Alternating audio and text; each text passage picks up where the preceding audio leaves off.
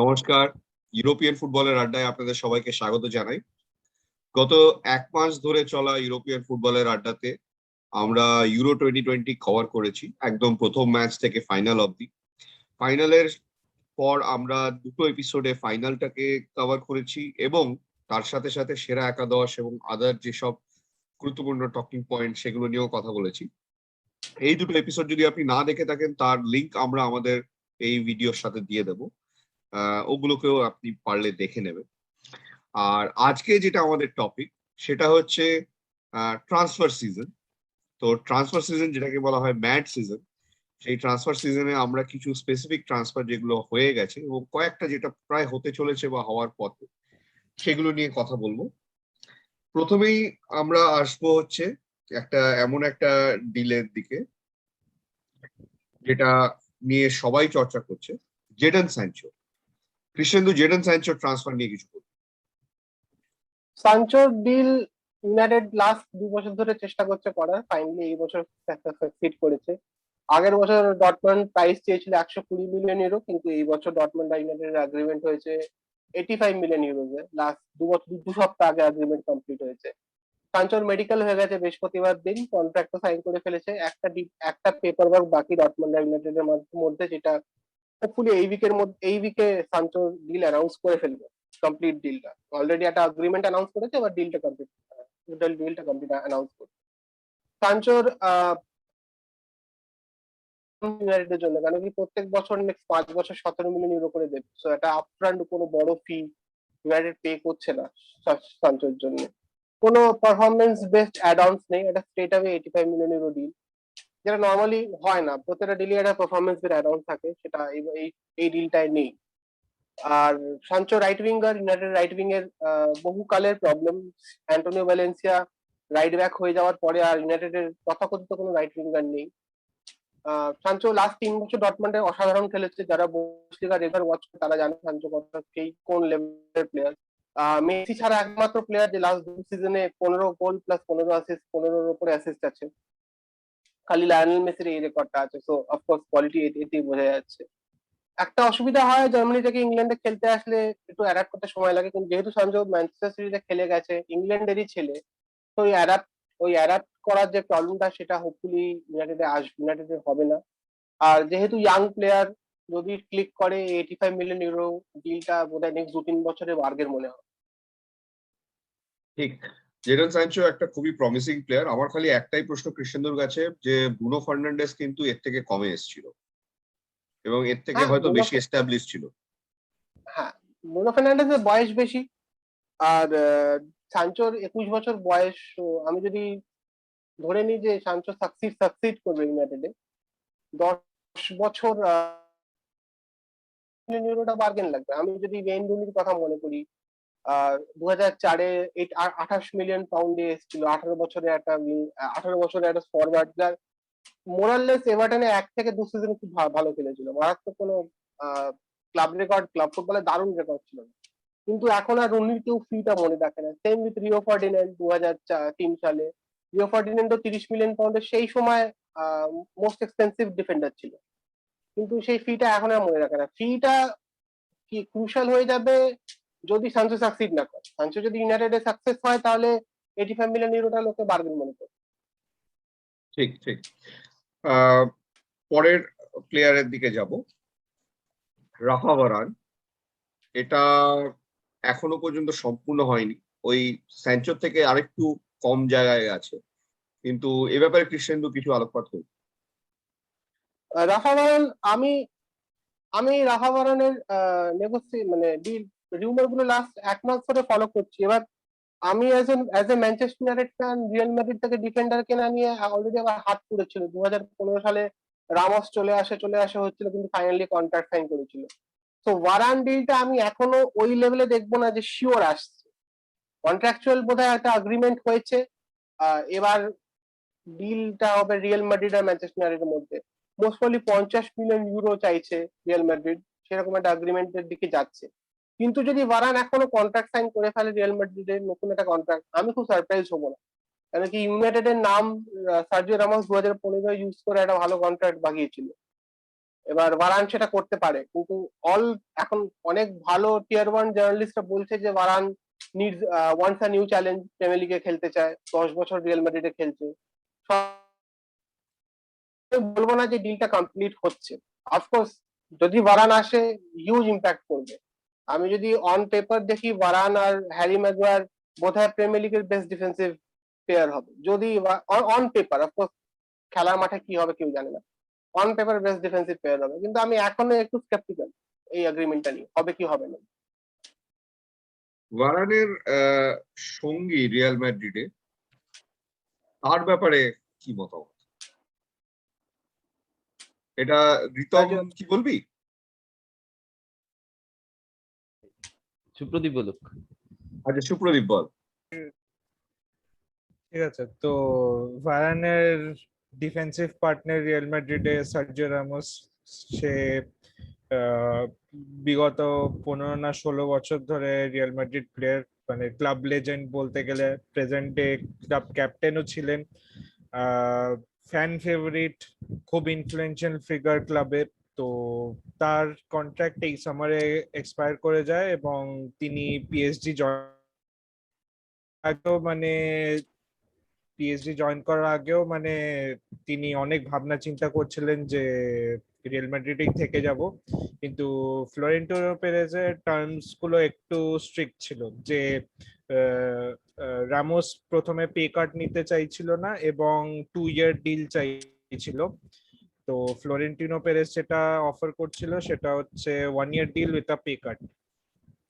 শেষমেশ ক্লাবের প্রতি যে টান, সেটা দিকে এগিয়ে রামোস সেটা অ্যাকসেপ্টও করে নিয়েছিল, কিন্তু রিয়াল মাদ্রিদ প্রেসিডেন্ট বলেছিল যে আমরা একটা ডেডলাইন রেখেছিলাম আর ডেডলাইনটা ক্রস করে গেছে, তাই জন্য আমরা রামোসের এই ডিসিশনটা অ্যাকসেপ্ট করতে পারছি না। তো তাই জন্যে রামোস ফ্রি এজেন্ট হয়ে পিএসজির জন্য সাইন করলেন 2 ইয়ার ডিল। রিয়াল মাদ্রিদে যা ওয়েজ পেতেন 12 মিলিয়ন আফটার ট্যাক্সেস, তো সেই সেম ওয়েজেই 2 বছরের জন্য আগামী 2 বছর আমরা প্যারিসে রামোসকে দেখতে পাবো। প্যারিসের ডিফেন্সের জন্য, এটার জন্য পেরেস কি পরে হাত কামড়াবে? না, আমি এটা বলি যে মানে পিএসজি থিঙ্কিংটা আমার একটু মানে অড লেগেছে। লাস্ট সিজন মানে এরকমই বয়সের ডিফেন্ডার থিয়াগো সিলভাকে চেলসি পাঠিয়ে দিয়েছিল, তারপরে আবার র্যামোস, যতই হোক Ramos is on the decline, plus last season মানে পুরোটাই ইনজুরিতে কাটিয়েছে, যে জন্য ইউরোতেও স্পেন স্কোয়াডে চান্স পাইনি। তো মানে পিএসজি এটা কি ভেবে নিয়েছে আমি ঠিক জানি না, হয়তো বড় নাম। এইটা আমার মনে আমার হয় একটা মানে আমার যেটা মতামত সেটা হচ্ছে, আমি লিওনার্ডোকে অ্যাজ এ স্পোর্টিং ডাইরেক্টর খুব ভালো রেট করি না, মানে মিলানেও ছিল এর আগে, দেবপন্দা খুব ভালো করেই জানবে। তো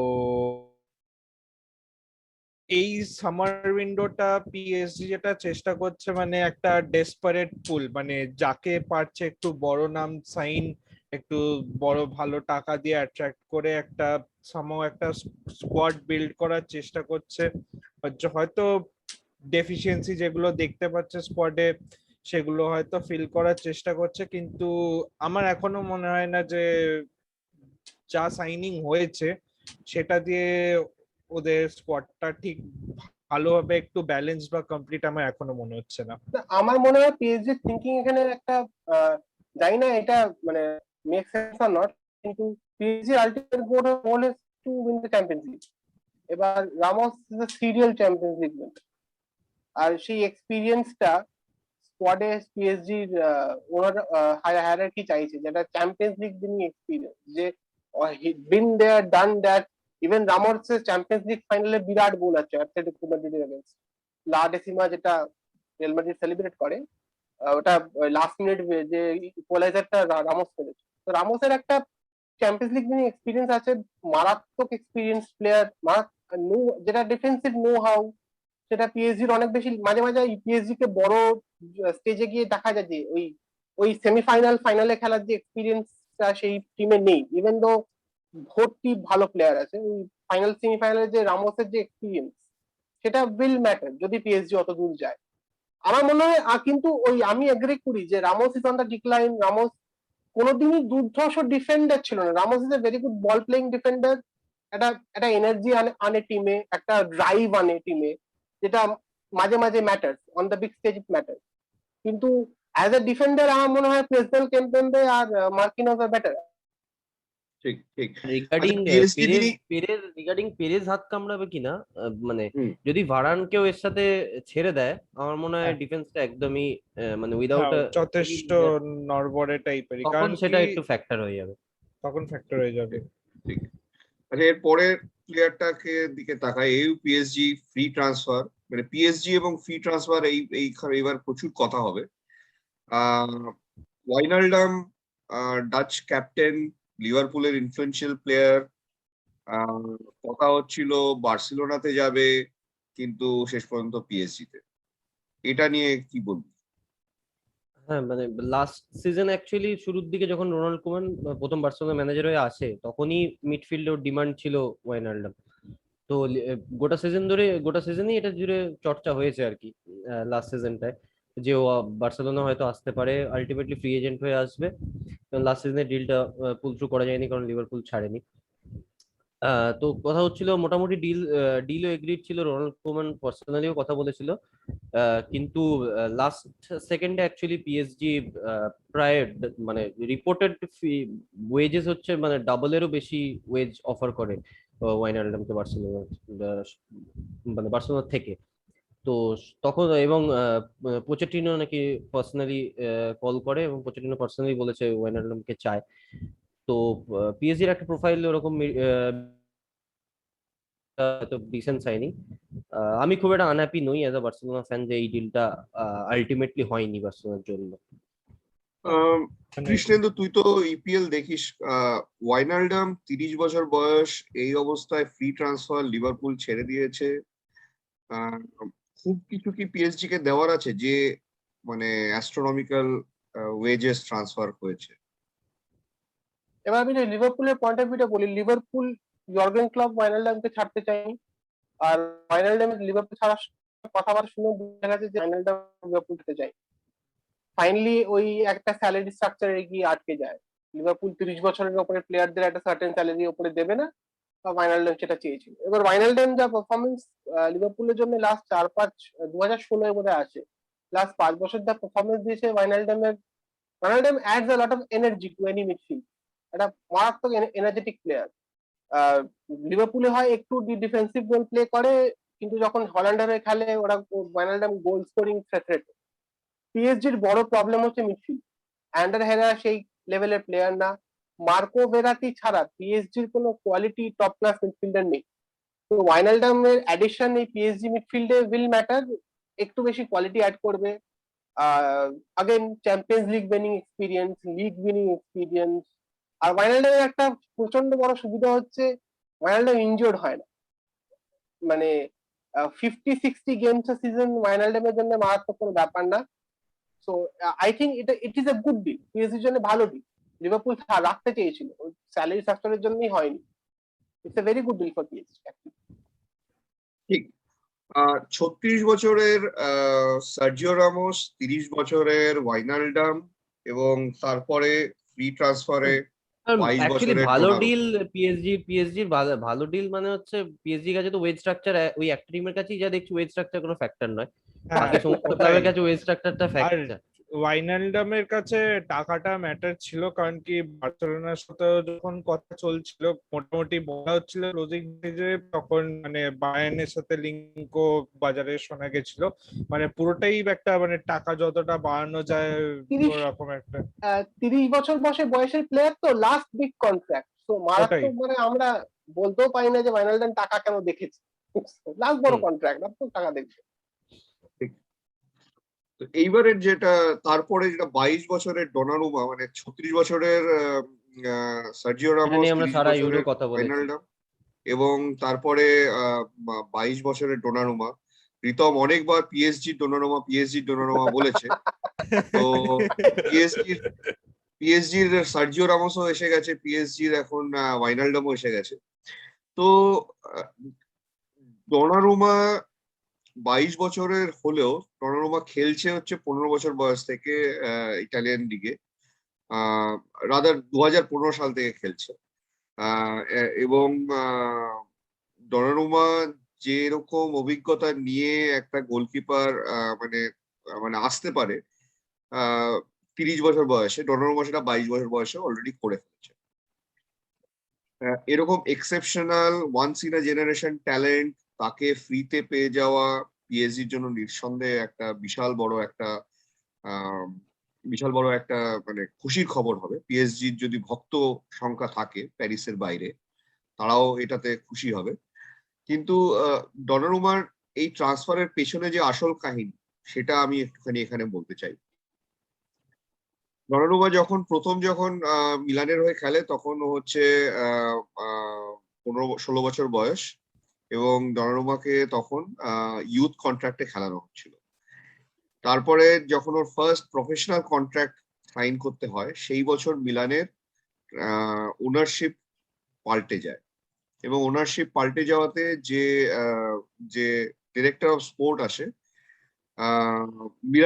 মাসিমো মিরাবেলি, তিনি কি করেন, তিনি ডনারুমার যে এজেন্ট মিনো রায়োলা, হল্যান্ডের একটি মানে বিশাল বড় একজন মাল্টি মিলিয়নিয়ার এজেন্ট মিনো রায়োলা, এই Super agent. মিনো রায়োলার চাপে ডনারুমাকে 6 মিলিয়ন পার ইয়ার এই ইয়েতে 4 বছরের একটা চুক্তি করে। সেই চুক্তিটা হয় 2017 সালের জুন মাসে। 6 মিলিয়ন হচ্ছে মানে ভাবা যায় না, বিশ্বাস করা যায় না যে একটা গোলকিপার তার প্রথম ইয়েতে এসেই একটা 6 মিলিয়নের একটা স্যালারি পাচ্ছে। যাই হোক, ডনারুমা সেই 6 মিলিয়নের স্যালারির যে উপযুক্ত, সেটা সে বারবার প্রমাণও করে দিয়েছে মাঠে অসম্ভব খেলে। কিন্তু তারপরে যখন আবার মিলানের ওনারশিপ চেঞ্জ হয়, এবং এখন যে ডিরেক্টর অফ স্পোর্ট হয়ে আসে হচ্ছে পাওলো মালদিনি গত বছর থেকেই ডনারুমাকে চেষ্টা করছিল যাতে কন্ট্রাক্টটা এক্সটেন্ড করা যায়, বা যদি কন্ট্রাক্ট এক্সটেনশন নাও হয় তাহলে তাকে বিক্রি করে দেওয়া। 2 বছর আগে মিলানের কাছে একটা বিড এসেছিল পিএসজি থেকে।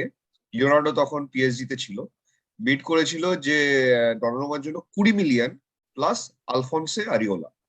মিলান সেটাকে তৎক্ষণাৎ না করে দেয়। এরপরে গত বছর যখন মিলান শুরু করে কন্ট্রাক্ট এক্সটেনশন, এবং কন্ট্রাক্ট এক্সটেনশন বাধা আসতে থাকে, তখন কিন্তু কোনো ক্লাবই কিন্তু ডনারুমার জন্য বিড করেনি। অবভিয়াসলি কোভিড এর জন্য সিচুয়েশন খারাপ ছিল, সবাই ওয়েট করছিল ডনারুমা হয়তো ফ্রিতে তাদের কাছে চলে আসবে। তারপরে 2021-এর যখন কন্ট্রাক্ট এক্সটেনশনের একদম লাস্টের দিকে মিলান অফার করে 8 মিলিয়ন, 6 মিলিয়নের থেকে বাড়িয়ে 8 মিলিয়ন মিলান অফার করে।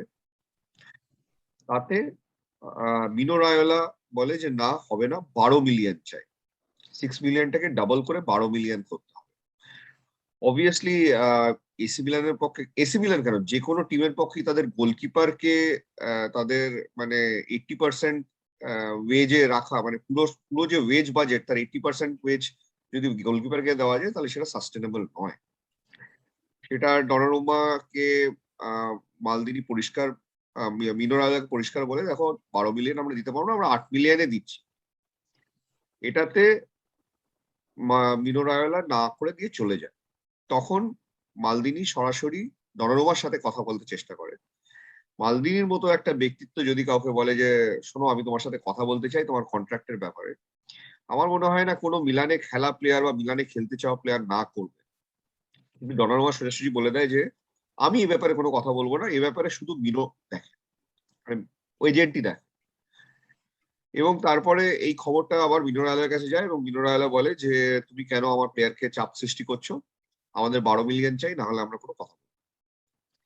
তখন মিলান কি করে, লিল, যে কিনা এবছর পিএসজি কে হারিয়ে ফরাসি চ্যাম্পিয়ন হয়েছে, সেই তাদের গোলকিপার মাইক মাইগনানের সাথে কথা বলা শুরু করে। মিনো রায়োলা এদিকে শুরু করে কথা বলা ফ্যাবিও পারাতিচির সাথে, যে কিনা জুভেন্টাসের ডিরেক্টর অফ স্পোর্ট ছিল, এবং এখন আর নেই। ছিল। এটা খুব গুরুত্বপূর্ণ। এবং হুম। তখন মিনো রায়োলাকে ফাবিও পারাতিচি বলে যে ঠিক আছে তুমি চলে এসো ওকে নিয়ে। আচ্ছা, কেন এখানে এখানে আরেকটা কথা বলা উচিত, মিনো রায়োলা যে শুধু 12 মিলিয়ন চাইছিল তা নয়, 12 মিলিয়ন চাইছিল হচ্ছে ডনারুমার Salary। ওয়েজ হিসাবে, তার সাথে ও চাইছিল 20 মিলিয়ন এজেন্টের Agent বোনাস fee। হিসাবে, এজেন্টের ফি হিসাবে। হুম হুম হুম। তার মানে বেসিক্যালি দাঁড়িয়ে যাচ্ছিল যদি 5 বছরের জন্য মিলান ডনারুমাকে আবার সই করাতো, তাহলে মিলানকে 80 মিলিয়ন দিতে হতো।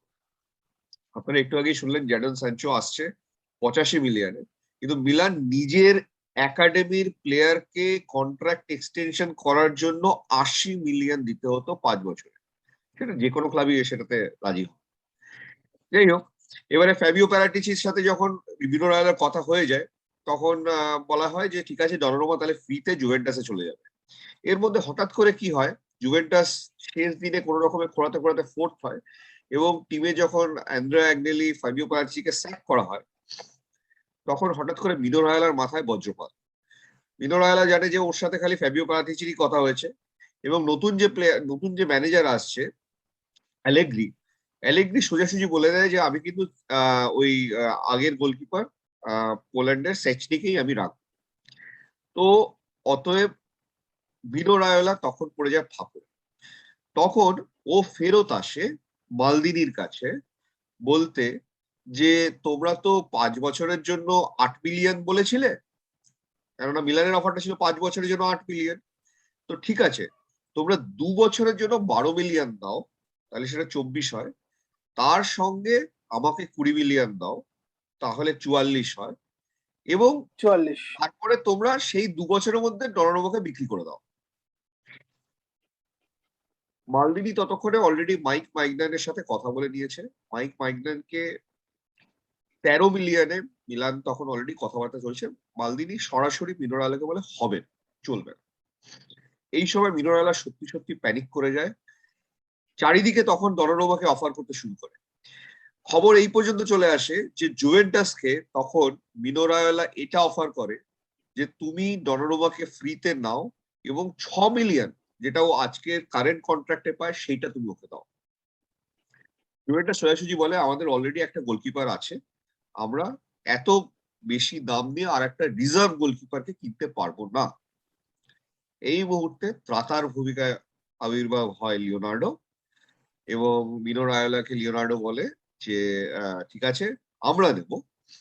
তো আলটিমেটলি যেটা দাঁড়ায় ওই 10 মিলিয়ন মতো, 10 মিলিয়ন প্লাস 2 মিলিয়ন আর কি বোনাস হিসাবে এই ইয়েতে মিনো রায়োলা মালদিনিকে ওখানে বিক্রি করে ফ্রিতে, সঙ্গে নিজে 20 মিলিয়নটা পেয়ে যায়। অবভিয়াসলি পিএসজি তো কোনো অ্যাকাউন্টিং ব্যবস্থা নেই, কত টাকা কত কাকে দিতে হচ্ছে সেটা জানে না। তবে এখানে বলার কথা হচ্ছে যে মালদিনি কিন্তু মাথা উঁচু করে এখানে বেরিয়ে এসছে, একটা এজেন্টের ব্ল্যাকমেইলিং এর সামনে মাথা নত করেনি, ক্লাবের মাথা নত হতে দেয়নি। নিজের একাডেমির প্লেয়ার, তাকে আমরা তৈরি করে তাকে আমরা খেলাচ্ছি, তাকে আমরা যদি কন্ট্রাক্ট সাইন করতে হবে তার জন্য এরকম 80 মিলিয়ন দিতে হবে, এটা তো ভাবা যায় না, না? যাই হোক, এবারে তার সাথে যদি মাইক মাইগনানের কথাটা বলি, গত বছর সেরিয়াতে ডনারুমা সেরা গোলকিপার ছিল, তার কারণ ডনারুমা 14টা ক্লিন শিট রেখেছিল, 14টা ক্লিন শিট। এটা একটা অসম্ভব ব্যাপার সেরিয়াতে, কারণ মিলানের ডিফেন্সটা তো অতটা ভালো না। কিন্তু এর থেকেও আরো একটা অসম্ভব ব্যাপার ঘটে গেছিল ফ্রেঞ্চ লিগে, যেখানে পুচকি লিল এই লিওনার্ডোর পিএসজি কে হারিয়ে শেষ দিন কিন্তু চ্যাম্পিয়ন হয়েছে। এবং লিলের এই গোলকিপার মাইক মাইগনান, ইনি 21টা ক্লিন শিট রেখেছিলেন, 21টা, 21, 38টা ম্যাচের মধ্যে 21টা ক্লিন শিট। এটা কিন্তু মানে অসম্ভবের পর্যায়ে চলে যায়, কারণ লিলেরও ডিফেন্ডারদের যে বিশাল বড় একটা হুবুতম্ব ডিফেন্ডার ছিল তা কিন্তু নয়। Jose Fonte, Southampton club. Exactly exactly সেই টিমের গোলকিপার 21টা ক্লিন শিট রেখেছে। তো as a Milan fan, as a Milan diehard fan, আমি অন্তত এটুকু বলতে পারি ডনারুমার প্রতি আমার কোনো বিদ্বেষ নেই। গত 6-7 বছর ধরে ডনারুমা যা খেলেছে, যেভাবে খেলেছে, ও জাস্টিফাই করেছে যে অ্যাজ আ মিলান প্লেয়ার ও অ্যাজ আ মানে ওর জায়গা জাস্টিফাই করেছে। ডনারুমার যে চলে যাওয়া, তাতে এইটুকুই প্রমাণ হয় ডনারুমা মিলানের জাস্ট একটা ওয়ান টাইম প্লেয়ার ছিল। মিলানের লেজেন্ডের মধ্যে কোনোদিন ওর নাম আসবেও না এবং আসা উচিত না। মিলানের ক্লাবে খেলে তৈরি হওয়া প্লেয়ার, প্রচুর ভালো ভালো প্লেয়ার এখন বাইরের অন্যান্য ক্লাবে খেলছে। ডনারুমা তাদের মধ্যে একমাত্র একটা ইয়ে হতে পারে। তবে যে যে প্লেয়ারটা সারা জীবন মিলানের হয়ে খেলেছে, সেই প্লেয়ারটা অ্যাজ এ ডিরেক্টর অফ স্পোর্টও যে কিরকম ভাবে হ্যান্ডেল করতে হয় একটা কন্ট্রাক্ট নেগোসিয়েশন বা একটা এজেন্টের ব্ল্যাকমেইলিং, সেটা আবার দেখিয়ে দিল। সেটাতে বলা যায় যে মিলানের ট্রু লেজেন্ড বলে যদি কেউ থাকে, সেটা আবার পাওলো মালদিনি, সেটা প্রমাণ।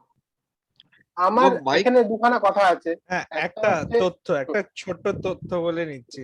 এই পিএসজি ডনারুমাকে সাইন করে নেওয়ার পর ওদের স্কোয়াডে ডনারুমা হচ্ছে 9টা goal। 9th Ninth goalkeeper, goalkeeper। First টিমে যে রেজিস্টার্ড আছে। আমি তো ঠিক পিএসজি কে ফলো করি না, তো আমি জানি না ডনারুমা খেলবে না কেলর নাভাস মানে খেলবে। ডনারুমাকে নিয়ে নাকি- অ্যাকচুয়ালি চারটে মানে যথেষ্ট একদম ফার্স্ট চয়েস হ্যাঁ। গোলকিপার অন্যান্য ক্লাবে হতে পারে, একটু মিড লেভেলের আর ক্লাবে ফার্স্ট চয়েস হ্যাঁ। আলফোনসো আরেওলা আসছে বোধহয় ওয়েস্ট হ্যামে। হ্যাঁ, এবার সার্জিও আমি রিকো আছে। আমি দুখানা কথা বলবো এখানে। হচ্ছে একটা হচ্ছে সুপার এজেন্টদের রোল। সুপার এজেন্টের রোল কিছু জায়গায় তোমার যখন একটা প্লেয়ারকে ট্রান্সফার করতে হবে, সুপার এজেন্টের রোল ম্যাটার করে। কিন্তু এই এই কিছু মাস আগে একজন খুব বড় নামের প্লেয়ার নিজের কন্ট্রাক্ট রিনিউয়াল করেন, কেভিন ডে ব্রুইন, ম্যানচেস্টার সিটির সঙ্গে, without using any agent. Kevin De ব্রুইনের কোনো এজেন্ট নেই। কেভিন ডে ব্রুইন কিছু লয়ার হায়ার করেছিল, তারা কন্ট্রাকচুয়াল এগ্রিমেন্টটা পড়ে ডে ব্রুইনকে বুঝিয়েছিল। ডে ব্রুইন নিজে পুরো হ্যান্ডেল করেছিল সিটির সঙ্গে কন্ট্রাক্ট নেগোসিয়েশন। ডে ব্রুইনের বাবা। ইনফ্যাক্ট জশুয়া কিমিচও নিজের এজেন্টকে জশুয়া কিমিচও। এবার বিদায় এবার দিয়েছে। এখানে এবার এজেন্টের প্রবলেম, গোলটা কোথায় আসে? রাহিম স্টার্লিং সিটি চায়, সিটি বেচতেও চায়, কেন কি পয়সা পাওয়া গ্রিলিশকে কেনার জন্য। স্টার্লিং এর কোনো এজেন্ট, এখানে এজেন্টের রোলটা চলে আসে, যেটা একটা প্লেয়ারকে এখান থেকে সরানো। কিন্তু আমার একটা প্রেডিকশন হলো ডনারুমা খুব তাড়াতাড়ি, মানে নেক্সট 3 বছরের মধ্যে পিএসজি ছাড়বে।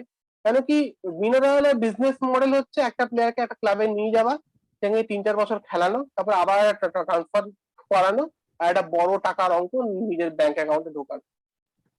আমি তো শুধু একটা কথা দিয়ে শেষ করব, যে ডনারুমা আজকে যে স্যালারিটা পাচ্ছে, যে ওয়েজ স্ট্রাকচারে, হয়তো এটা একমাত্র পৃথিবীতে 2 কি 3টে ক্লাব ছাড়া এরকম কোনো ওয়েজ স্ট্রাকচার আর কেউ সাস্টেন করতে পারবে না। কত পাচ্ছে ডনারুমা? 12 মিলিয়ন। পারবে না, তার কারণ গোলকিপারকে টিমের সব থেকে বেশি স্যালারিড পার্সন করা যে টিমের পক্ষে সাস্টেনেবল নয়, সেটা সবাই বুঝে, যে কোনো লোক। আমাদের তো আমাদের হাইয়েস্ট পেড প্লেয়ার হচ্ছে গোলকিপার ডেভিড ডে হেয়া। এক্স্যাক্টলি, তো আমি সেটাই বলছি যে 2 কি 3টে, হাতে গুনে 2 কি 3টে ক্লাব আছে যারা পৃথিবীতে ডনারুমার এই 10 মিলিয়ন প্লাস যেটা 2 মিলে 12 করে দিয়েছে, সেই 12র উপরে আর কিছু দিয়ে দেবে। কেননা ও যদি স্যালারি সেম রেখে জাম্প করে সেটা আলাদা কথা, কিন্তু স্যালারি সেম রেখে যদি জাম্প করে তাহলে আমার মনে হয় জাম্প করে কি লাভ। যাই হোক, 12 মিলিয়ন হয়তো আমরা ডনারুমাকে এটাও দেখতে পারি, হয়তো ডনারুমা লোনে আবার সেরিয়ার কোনো প্লেয়ার টিমেই খেলবে। জুভেন্টাস খুব তাড়াতাড়ি ফিরবে, আমি শিওর। দেখা যাক। আমরা প্যারিসের সাথে থাকবো। পরের প্লেয়ারটা হচ্ছে আশরাফ হাকিমি। গত বছর আশরাফ হাকিমিকে যখন কেনা হয়েছিল ইন্টার মিলানে, তখন সত্যি মানে সবাই খুব আনন্দিত হয়েছিল যে রিয়াল ম্যাড্রিডের থেকে এরকম 2টো প্লেয়ার, লেফট ব্যাক থিও আর এদিকে কি বলে রাইট ব্যাকে আশরাফ হাকিমি, এরা দুজন মিলানে এসে একদম মানে এদের দৈরথ গুলো দেখার জন্য সবাই খুব আনন্দিত হয়েছিল। কিন্তু ইন্টারের এখন যা অবস্থা, তাদের চায়না থেকে আর টাকা পয়সা আসছে না। মানে জানি না আজকে ক্লাবে বাল্বে আলো জ্বলেছে কিনা, ইলেকট্রিসিটি বিল ফিল পে করতে পারছে না, এরকম অবস্থা হয়ে যাচ্ছিল। তো শেষ পর্যন্ত তাদের যে বেস্ট প্লেয়ার আশরাফ হাকিমিকে বিক্রি করে দেওয়া হয়। গতবার 40 মিলিয়নে কেনা হয়েছিল, একে বিক্রি করা হয় হচ্ছে 70 মিলিয়নে, এবং সেখানে চেষ্টা করা হচ্ছে হেক্টর বেলারিনকে আর্সেনাল থেকে নিয়ে আসতে। যদিও ইন্টার বলছে শুধু লোন উইথ অপশন, আর্সেনাল এখানে কিছু ক্যাশ চায়। তো জানি না সেটা পসিবল হবে কিনা। এর পরের আমরা যে ইয়েটাতে যাব সেটা হচ্ছে বার্সেলোনা নিয়ে, একটু মেমফিস ডিপে আর অ্যান্টয়েন গ্রিজম্যান। রিতম, তুই কি এটা নিয়ে কিছু বলবি? হ্যাঁ, ডিপাইকে নিয়েও আগের এক্স্যাক্টলি যেটা ওয়াইনালডামের মতোই কোমানের ইচ্ছাতে ডিপাইয়ের সাথে লাস্ট ইয়ার কন্ট্যাক্ট মানে একটা কন্ট্যাক্ট করা হয়েছিল, বাট ডিপাইকে আনতে পারেনি। এবছর ফ্রিতে বার্সেলোনা এনেছে। আমার মনে হয় ভালো সাইনিং। মানে লিওনের হয়ে লাস্ট 2-3 সিজন ধরে main goal threat, even Dutch টিমেও তাই। আর বার্সেলোনা নাম্বার 9 পজিশনটা একটু প্রবলেমেটিক হয়ে গেছে, কারণ গ্রিজম্যান এক্স্যাক্টলি নাম্বার 9 নয়, যার ছবি আমরা দেখতে পাচ্ছি। এই অ্যান্টন গ্রিজম্যানকে মানে অ্যান্টন গ্রিজম্যানকে আবার অ্যাথলেটিকোকে ফেরত দেওয়া হবে হয়তো, খুব অ্যাডভান্স স্টেজে রয়েছে ডিলটা। বার্সেলোনা একটা প্লেয়ার চাইছে, সেটা সল কিছু কিছু জায়গায়, মানে মেনলি সাউলের কথাই আসছে, কিন্তু কিছু কিছু জায়গায় বলছে জোয়াও ফিলিক্সকেও চাইছে, কিন্তু জোয়াও ফিলিক্সকে মনে হয় না অ্যাথলেটিকো ছাড়বে। তো আহ, এই ডিলটার মানে mainly it is because of Messi's renewal. Messi নিজে 50% পে কাট নিয়ে রিনিউ করছে, কিন্তু তাতেও বার্সেলোনা ওয়েজ স্ট্রাকচার যা, তাতে অ্যান্টন গ্রিজম্যানের ওয়েজেস থাকলে সেই ওয়েজ স্ট্রাকচার মেনটেন করা সম্ভব হচ্ছে না। তো তাই জন্যই অ্যান্টন গ্রিজম্যানকে বেচার চেষ্টা চলছে অ্যাথলেটিকোতে। আমার একটাই প্রশ্ন। ডিপে নিয়ে হ্যাঁ, আমার আচ্ছা ঠিক আছে। একটাই প্রশ্ন আছে। হ্যাঁ। ডিপে একটা বড় ক্লাবে অলরেডি ফেল করেছিল, ম্যানচেস্টার ইউনাইটেড, এবার বলা যায় খুব ইয়াং ছিল তখন, সেটা একটা ফ্যাক্টর। হ্যান্ডেল প্রেশারটা হ্যান্ডেল করতে পারেনি। লিওন তথাকথিত বড় ক্লাব না। আর আরেকটা প্রবলেম হচ্ছে ডিপায়ের একটা লোকই ফ্রি রোল পেতে পারে, বাকিদের সবার স্ট্রাকচার রোল আছে। তো হ্যাঁ, আমার এই দুখানা স্কেপটিসিজম আছে ডিপে টু বার্সেলোনা। সেকেন্ডটা অ্যাকচুয়ালি মানে সেকেন্ড পয়েন্টটা যেটা তুমি বললে সেটা কিছুটা এগ্রি করছি। মানে ইয়ের কিছু ডিপাইকে হয়তো নাম্বার 9 রোলটা দিয়ে খেলানো হবে, আর অ্যানসু ফাটি হয়তো লেফটে, এরকম মানে যদি ফিট হয়ে যায় অ্যানসু ফাটি সিজনের শুরুতে, ডিপাইকে হয়তো নাম্বার 9 রোল মাঝে মাঝে লেফট উইং এ শিফট করতে পারে, এইভাবেই খেলে। আর ফার্স্ট এডটা নিয়ে আমি অতটা বদার্ড নই, কারণ ইউনাইটেডে বেশ কিছু এরকম প্লেয়ার ফেল করেছে যারা পরে গিয়ে অন্য জায়গায় সাকসেস পাচ্ছে। সেটা হয়তো ইউনাইটেডে কিছুটা কোচিং এর হ্যাঁ, ইস্যু রয়েছে অনেক দিন ধরেই। তো ওটা নিয়ে আমি খুব একটা বদার নই, তবে হ্যাঁ সেকেন্ড পয়েন্টটা ভ্যালিড। ঠিক। আমার খালি একটাই প্রশ্ন আছে রিতমের কাছে। আহ, বার্সেলোনা কি তাহলে অ্যাথলেটিকো মাদ্রিদ থেকে 2 বছরের জন্য 120 মিলিয়ন দিয়ে লোন নিয়েছিল? হ্যাঁ, মানে বার্সেলোনা ক্লাব মিসম্যানেজমেন্ট নিয়ে বলতে গেলে, স্পেশালি জোসেফ মারিয়া বার্তোমিউর আন্ডারে মিসম্যানেজমেন্ট নিয়ে বলতে গেলে, ওটা একটা একটা পুরো 5 এপিসোড পাতার, লাগবে। হ্যাঁ ওটা একটা থিসিস পেপার মতো হয়ে যাবে। তো এই পুরোটাই মানে ওই টাইমের যেটা মিসম্যানেজমেন্ট ক্লাবটাকে সেই নিয়েই চলছে এখনো। মানে ডেপ্ট ক্রাইসিস প্রায় বার্সেলোনায় চলছে। এই সিজনেও খুব একটা এখনো পুরো ফিগার্স আসেনি, কিন্তু মনে হয় না এই সিজনেও কোনো প্রফিট করতে পেরেছে। আহ, তো এই ওয়েজ স্ট্রাকচারের জন্যই সবকিছুই মানে ঘেঁটে গেছে আর কি বার্সেলোনাটা। ঠিক। সবই এখন আমরা অব্দি যা যা ট্রান্সফার হয়েছে সব ফ্রি এজেন্ট নিতে হচ্ছে। আর অন সাউল, আমরা রোল এর কেন কি হ্যাঁ, রেজিস্টার এবং করতে পারছে না। Saul is on the decline actually. Last 2 season খুব একটা ভালো খেলেনি সাউল। যে সময় ছিল তখন বার্সেলোনা ফার্স্ট অফার ছিল, ফার্স্ট প্রেফারেন্স ছিল সাউলের কন্ট্রাক্টে অ্যাথলেটিকো থাকাকালীন। যখন সাউল কন্ট্রাক্ট এক্সটেনশনটা সাইন করে, বার্সেলোনা তখন কন্ট্যাক্ট করেনি, কিন্তু এখন নিচ্ছে। তো আমরা অ্যাথলেটিকো ম্যাড্রিডের দিকে যদি তাকাই, অ্যাথলেটিকো ম্যাড্রিড গত বছর ইয়েকে তুলেছিল আমাদের, গত বছর তুলেছিল হচ্ছে লুইস সুয়ারেস, তারপরে এখন অ্যান্টয়েন গ্রিজম্যান এবং রদ্রিগো ডিপলকে কিন্তু উদিনেজে থেকে কিনেছে। রদ্রিগো ডিপল কিন্তু গত 3-4 বছর উদিনেজেতে খেলেই আর্জেন্টিনা টিমে কিন্তু একদম নিজের জায়গা করে নিয়েছে এবং ফাইনালেরও ম্যান অফ দ্য ম্যাচ ছিল। অ্যাথলেটিকো ম্যাড্রিড কি একটা গত বছরের ইউরো লিগ লা লিগা জিতেছে এবং এবছরও কি তারা ফেভারিট হয়ে শুরু করবে রিতম? ফেভারিট মানে অ্যাকচুয়ালি স্কোয়াডটাই কিন্তু ইমপ্রুভ করছে। তো অ্যাথলেটিকো এটা গোটা 3-4 সিজন ধরেই চলছে। অ্যাথলেটিকো ফ্যানরা সেটাকে এখনো নিজেদের কিছুটা আন্ডারডগ হিসেবে দেখতে যায়, বিকজ অফ সিমিওনে ওই মেন্টালিটিটা প্লে করে আর কি। কিন্তু মানে অ্যাথলেটিকো যেসব সাইনিং করেছে লাস্ট 3-4 সিজন ধরে, তুমি যদি মানে ট্রিপিয়ার দেখো, ফিলিক্স দেখো, লুইস সুয়ারেজ তো আছেই, সাথে এবার রড্রিগো ডেপল ডেপল আগের সিজন লিডস এর সাথে অ্যাডভান্স টক্সে ছিল, লিডস ইউনাইটেড ইপিএল এ। মানে অ্যাকচুয়ালি সিমিওনের সিস্টেমে একদম পারফেক্ট একটা মিডফিল্ডার, মারাত্মক ওয়ার্ক রেট, অন দ্য বল ভালো। আমার মিডফিল্ডটাকে, আমার মনে হয় মিডফিল্ডটাকে অনেকটা ইমপ্রুভ করবে, সেই কারণেই অ্যাথলেটিকোর মানে ডেপলকে পাচ্ছে বলে মানে সাউলকে ছেড়ে দিতে ওদের কোনো অসুবিধা নেই। হুম হুম। ডিপল মানে খুব ব্রিলিয়েন্ট এডিশন অ্যাথলেটিকোর জন্য।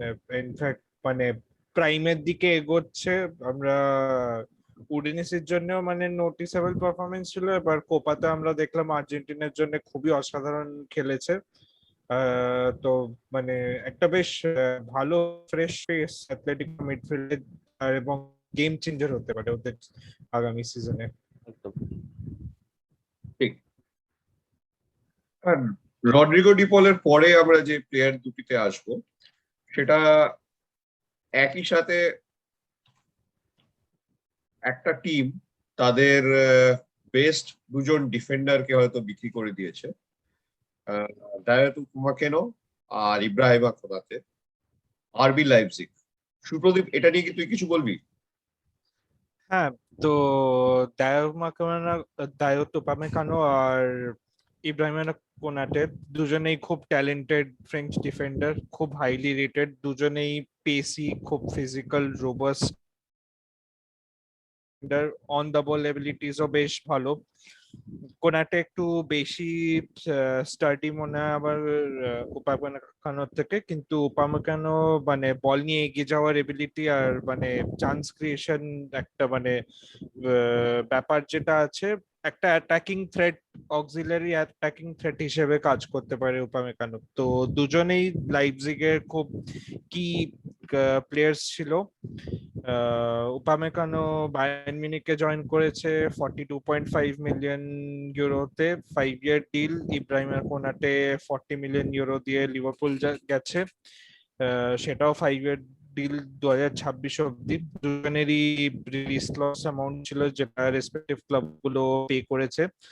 এবং লিভারপুলে আগের সিজন আমরা দেখেছিলাম যে পরপর ইনজুরিজ এর জন্য সেন্টার ডিফেন্সে বেশ প্রবলেম হয়েছিল, তো কোনাটে একটা লং টার্ম ইনভেস্টমেন্ট, খুব ভালো এডিশন হয়েছে। বায়ার্ন মিউনিখের জন্য স্টার্টিং ডিফেন্ডার যারা ছিল লাস্ট সিজন, ডেভিড আলাবা এবং জেরোম বোয়েটিং, দুজনই ফ্রি এজেন্ট হিসেবে এই সামারে ক্লাব ছেড়েছে। জেরোম বোয়েটিং এখনো নতুন ক্লাবে সাইন করেনি, কিন্তু ডেভিড আলাবা রিয়াল মাদ্রিদের জন্য একটা লং টার্ম ডিল সাইন করেছে। তো বায়ার্নের একটা ডিফেন্ডার লাগতো, দুটো এরকম এক্সপিরিয়েন্স ডিফেন্ডার বেরিয়ে যাচ্ছে, তো লং টার্ম ইনভেস্টমেন্টের জন্য দায়ও মানে one of the best young players in the market. Leipzig as usual খুব ভালো প্ল্যানিং করে চলছে। তো ওরা উপামেকানো এবং কোনাটে দুজনকেই কন্ট্রাক্ট এক্সটেন্ড করেছিল, ওদের রিলিজ ক্লজটা একটু কমিয়ে। মানে আগের রিলিজ ক্লজ গুলো খুব অ্যাস্ট্রোনমিক্যাল ছিল। উপামেকানোর প্রথম যেটা কন্ট্রাক্ট সাইন করেছিল সেটা 80 মিলিয়ন ছিল, এবং কোনাটের 100 মিলিয়ন ক্লজ ছিল। তো এক্সটেনশন করানোর সময় যাতে প্লেয়ারটা তাড়াতাড়ি বেরিয়ে যেতে পারে, তো কিন্তু ওই পয়েন্ট অফ টাইমে ওরা ভেবেছিল যে টিমের জন্য এদের কন্ট্রিবিউশনটা ক্রুশাল, তাই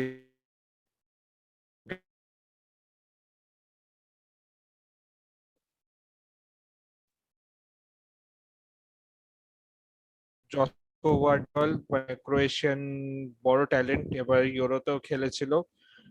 তাকে জাগ্রেব থেকে অলরেডি সাইন করে নিয়েছিল লাইপজিগ।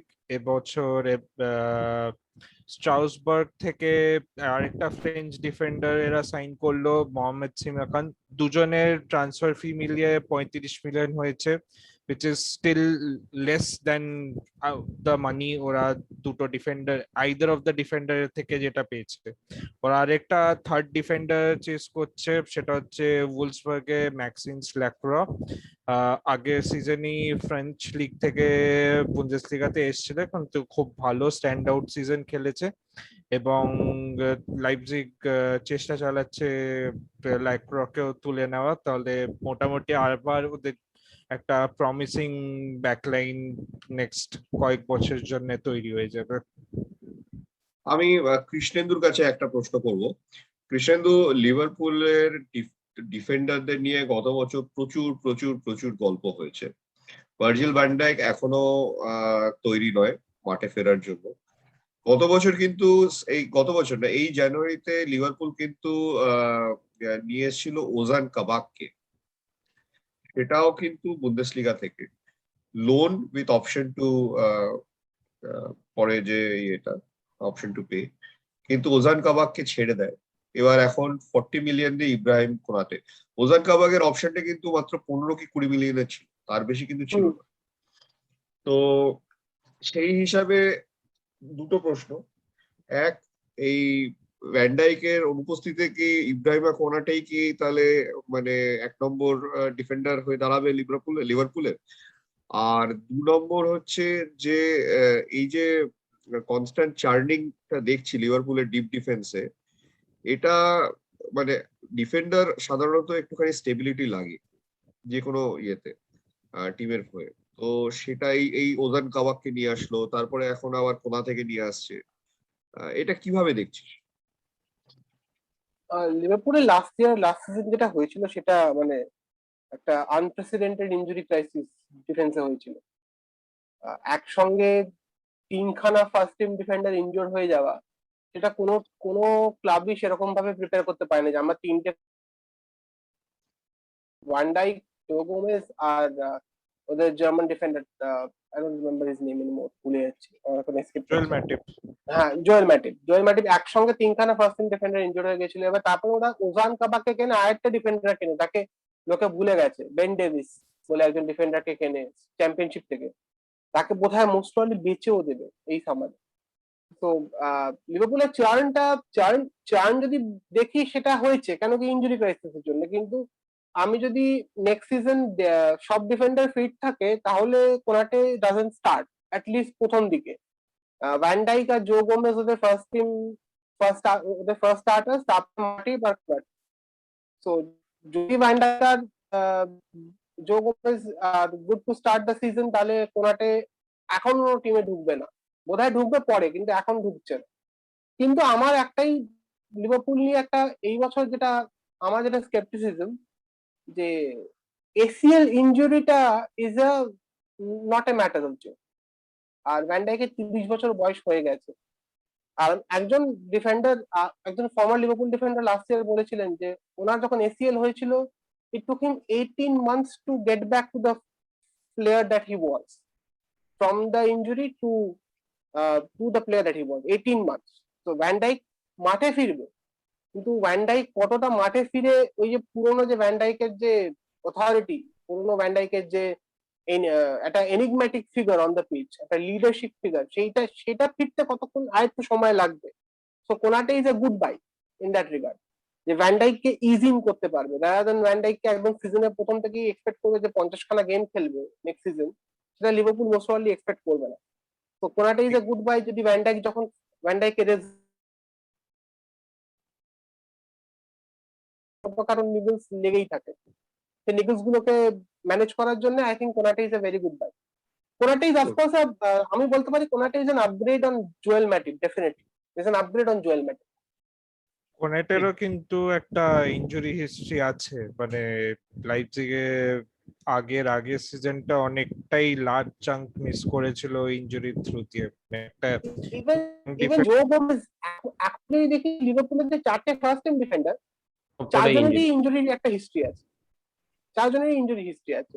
তো নেক্সট সিজনটা যদি আবার একটা ক্রাইসিস হয়, পুরো সারপ্রাইজিং হবে। আমি ইনফ্যাক্ট এসিএল এর পয়েন্টটায় আমি একটা জিনিস অ্যাড করব, মানে আনরিলেটেড এই কোনাটের বায়ের সাথে, কিন্তু আমি আজকে লিরয় সানের কিছু দেখছিলাম, কম্পাইলেশন দেখছিলাম ওই সিটির ওই 2 সিজনের ফুটবলের। তো আফটার দ্যাট ইনজুরি মানে কতটা ডিস্ট্রাকটিভ ছিল, তখন তো রেগুলার খেলা দেখতাম, মানে তখন মনে ছিল না, বাট আজকে দেখে মনে হলো যে একটা এসিএল ইনজুরি কতটা এফেক্ট করতে পারে একটা ফুটবলকে। তারপর ACL থেকে injury is huge. Never been back to his best. ACL injury মানে কনফিডেন্স আর মানে একটা অ্যাটাকিং উইঙ্গার মানে কি হচ্ছে, সে তো বল নিয়ে এগোচ্ছে না, তার একটা ওই সাইকোলজিক্যাল ব্যাপার থেকে যায় যে পায়ে লাগলে হ্যাঁ আবার মানে একটু গা বাঁচিয়ে খেলবো, এই জিনিসগুলো সাইকোলজিক্যালি ভেতর থেকে প্লে করতে থাকে। একটা তো হচ্ছে ভ্যান ডাইক এমন না যে ভ্যান ডাইক ভুল করতো না, তো ভ্যান ডাইকের একটা পেস আছে যেটা ভুলটা ও শুধরে নিতে পারতো। সেই পেসটা আবার ফিরবে কিনা সেই নিয়ে আমার যথেষ্ট ডাউট আছে, যথেষ্ট ডাউট আছে। ভার্জিল ভ্যান ডাইক নিয়ে আমাদের সবারই মানে ডাউট আছে, কেননা ভার্জিল ভ্যান ডাইক এমন একটা মানে অসম্ভব রকমের খেলা খেলছিল লিভারপুলের হয়ে, যে এটা মানে ভাবা যাচ্ছিল না যে মানে লিভারপুলের পুরো আর কি মানে প্লেইং স্টাইলটাই ভার্জিল ভ্যান ডাইকের জন্য আর কি আটকে গেছিল। তো সেই হিসাবে দেখতে গেলে it is a really sad situation যে হুম। ভার্জিল ভ্যান ডাইককে এরকম ভাবে ইয়ে করতে হয়। তো যাই হোক, দেখা যাক কি হয়। আমরা আমাদের পরের ট্রান্সফার স্টোরিটাতে যাব। এটা হচ্ছে গত বছর দারুণ খেলা লেস্টার সিটির দুটো স্টোরি। একটা হচ্ছে প্যাটসন ডাকা, বাঁদিকে প্যাটসন ডাকা, যে আরবি লাইপজিগ থেকে অস্ট্রিয়ার আরবি লাইপজিগ থেকে এসছে। আর ডান দিকে বোবাকারি সুমারে, যে ফরাসি চ্যাম্পিয়ন লিল, সেই লিল যেখান থেকে আমাদের মাইক মাইগনানকে মিলান তুলেছে, সেই বোবাকারি সামারেকে কিন্তু ওখান থেকে মিডফিল্ড থেকে লেস্টার সিটি তুলেছে। এবং both are very smart and shrewd buys. Krishnendu কিছু বলবি এর ব্যাপারে? হ্যাঁ, প্যাটসন ডাকা নিয়ে প্রথমে লেস্টার দুখানা স্ট্রাইকার এবার প্যাটসন ডাকা আর এটা হচ্ছে সেল্টিকের অটসনে Edouard. Patson Daka turn out to be a more affordable deal. Celtic even though এডওয়ার্ডের মধ্যে 1 বছর কন্ট্রাক্ট বাকি, সেল্টিক অ্যারাউন্ড 25-26 মিলিয়ন ইউরো চাইছিল, আর যেখানে প্যাটসন ডাকাকে ওরা 22 মিলিয়ন ইউরোতে কি কিনে নেয়। It's a very shrewd buy. Patson Daka আমার মোস্ট প্রবাবলি মনে হচ্ছে লেস্টারের Jamie Vardy long term replacement. Jamie ভার্ডির বয়স হয়ে গেছে, জেমি ভার্ডির গোল স্কোরিং সেই ধারটাও কমে গেছে। লাস্ট সিজনে জেমি ভার্ডির পারফরমেন্স বেশ, ইভেন দো রেগুলার খেলেছে কিন্তু পারফরমেন্স লেভেল কমে গেছিল। সেই জন্য প্যাটসন ডাকা is a very good by when it comes to finding a long term replacement for Jamie Vardy. Last দুখানা সিজনে 60টা গোল করেছে, ইভেন দো সালজবার্গ করেছে, কিন্তু গোল চেনে, এমন একটা প্লেয়ার যে গোল চেনে। আর লেস্টার এমন একটা টিম যারা চান্স ক্রিয়েট করবে প্যাটসন ডাকার জন্য। নেক্সট হচ্ছে বুবাকারি সুমারে। এবার সুমারে নিয়ে আমার একটা প্রশ্ন, যে সুমারেকে কেন কিনলো? কারণ কি সুমারের পজিশনে অলরেডি লেস্টারে উইলফ্রেড এনডিডি আছে, considered as one of the best defensive midfielders in the premier league এখন। এবার এনডিডি কে নিয়ে, এনডিডি হচ্ছে অনেক ক্লাবই এনডিডি কে চায়। এবার এনডিডি বোধহয় এই বছর বেশবে না, আমার মনে হয় সুমারেকে এই বছর তোমার ইজ ইন করবে টিমে। প্রিমিয়ার লিগের ফার্স্ট সিজন সুমারে মারাত্মক 38খানা ম্যাচ খেলবে না, কিন্তু Soumare will be eased. I think সুমারেকে as a replacement for Ndidi, Ndidi কে নেক্সট ইয়ার বেচে দেবে। ওই জন্য সুমারেকে এখনই আনছে, just as a long term replacement for Ndidi. Again very shrewd buy. সুমারেকে নিউক্যাসল আগের বছর জানুয়ারি মাসে লিলের সঙ্গে কন্ট্রাক্ট এগ্রিমেন্ট হয়ে গেছিল, around for 30 to 35 million euro একটা এগ্রিমেন্ট হয়ে গেছিল, কিন্তু সুমারে নিউক্যাসল যেতে চাইনি, ওই জন্য ওই ডিলটা আটকে যায়। Again, Leicester is one of the clubs in the Premier League who are turning out to be very shrewd operators in the market. এমন প্লেয়ার যে কেনে তাদের 2-3 বছর পরে ভ্যালু এত বেড়ে যায় যে ওই একটা বিজনেস মডেল হয়ে গেছে। এরকম আমি প্যাটসন ডাকার থেকেও বেশি দেখবো বুবাকারি সুমারে। মানে কি সুমারে 2-3 বছর পরে সুমারকে অ্যারাউন্ড 70-80 মিলিয়ন ইউরোতে কোনো একটা প্রিমিয়ার লিগ ক্লাবকে লেস্টার বেচে দেবে, and that is the premier league model. আর লেস্টার এখন আমার মনে হচ্ছে outside the top 4 or 5 clubs, one of the clubs that are attractive for players outside England as a stepping stone to the big club in England. লিল নিয়ে এখানে আমি একটা কথা বলতে চাই। এই লিল টিমটা আমরা হয়তো কোনো একদিন একটা এপিসোড করব যেখানে মানে লিলের হিস্ট্রি নিয়ে আমরা একটু বলবো, কারণ লিলের একটা ভেরি ইন্টারেস্টিং হিস্ট্রি আছে। মানে সেই প্রথম দ্বিতীয় বিশ্বযুদ্ধের সময় থেকে দিয়ে। কিন্তু লিল গত বছর ফরাসি চ্যাম্পিয়ন হয়, তাদের দুটো best ever player, star player, Nicolas Pepe এবং তার আগে রাফায়েল লিয়াও এবং তারপরে ভিক্টর ওসিমেন, এই স্টার প্লেয়ার গুলোকে পরপর বিক্রি করার পরে তারপরে কিন্তু তারা চ্যাম্পিয়ন, ঠিক আছে, ফরাসি লিগে। এবং তারপরে এই বছর কিন্তু তারা আবার যেটা মানে বিক্রি করছে সেগুলো কিন্তু সব তাদের মানে সেরা সেরা প্লেয়ার গুলোকেই বিক্রি করছে। যেমন আর কি আমি বললাম মাইক মাইগনান, তারপরে এই বোবাকারি সোমারে। এবার এই যে এদের যে প্লেয়ারদের যে ফি গুলো, সেই ফি গুলো কিন্তু খুবই আমি বলবো যে মানে অ্যাচিভেবল ফি, মানে এই জেডন স্যানচো টাইপস ফি নয়। মাইক মাইনানকে মিলান কিনেছে 13 মিলিয়নে, একটা একটা একটা মানে লিগ উইনিং গোলকিপার। বোবাকারি সোমারে যা 40 মিলিয়ন উঠেছিল তাকে আলটিমেটলি কিনেছে 20 মিলিয়নে। এরকম আরো 2-3টে ওরকম জেম কিন্তু লিলে রয়েছে, যেমন বুরাক ইলমাজের এখন একটা বিশাল ইয়ে চলে আসছে, রেনাটো সানচেস, তারপরে জোনাথান ডেভিড, জোনাথান ইকোনে, সোয়েন বটম্যানকে আমি শিওর যে এই বছর কেউ না কেউ কিনে নিয়ে যাবে। জোনাথান ইকোনাকেও আমার মনে হয় যে কেউ না কেউ কিনে নিয়ে যাবে। তবে লিলের যে ইয়েটা, তারা কিন্তু খুব একটা বিশাল একটা হাইফাই কিন্তু রেটে কিন্তু এগুলো বিক্রি করছে না, যেগুলো আমরা দেখেছিলাম অসিমহেন বা নিকোলাস পেপের ক্ষেত্রে। তো এটা মানে ওই পোস্ট এটা কোভিড মার্কেট, এফেক্টস, এটা post post Covid Covid market effect. ওদের Post-COVID। মানে লিগ ওয়ানে তোমার ওই ব্রডকাস্টিং রাইটস এরও ঝামেলা হয়েছে, ক্লাবস এর অনেক ফাইন্যান্সিয়াল লসেস হয়েছে, তো মানে হ্যাঁ, অনেকটা মানে ফোর্স টু সেল আপাতত। ঠিক ঠিক।